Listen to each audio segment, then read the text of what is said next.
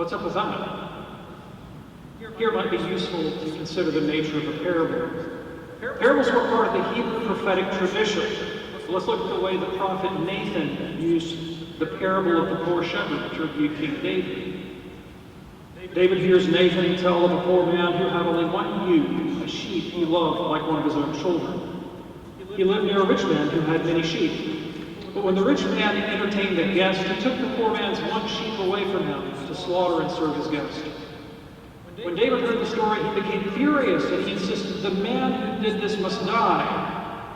But Nathan responded, "You are that man." For David had stolen Bathsheba away from Uriah the Hittite and had the man murdered. Nathan's parable was not a simple moral lesson. It was a tool to get David to recognize the gravity of his crimes. It was his gotcha. The meaning of the parable was not obvious to David, and that's the point. David didn't have an opportunity to formulate a defense, and because of that, the parable was able to provoke a moral insight. This is what Christ's parables do. Think about the Good Samaritan, the prodigal son, the workers in the vineyard. They are not simply moral lessons. They're opportunities to see ourselves in a new light. We don't simply walk away with a moral platitude like, be kind to travelers.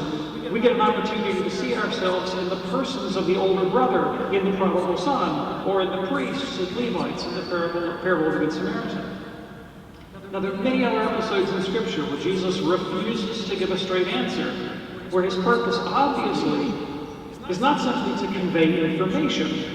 One of my favorites is in Mark chapter 10.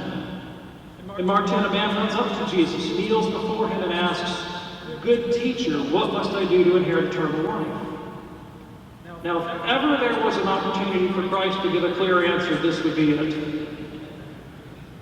But Jesus' response is confusing. Why do you call me good? There's no one good but God alone. You know the commandments, keep them. In other words, you already know what to do. Leave me alone. It's as if Christ were dismissing him.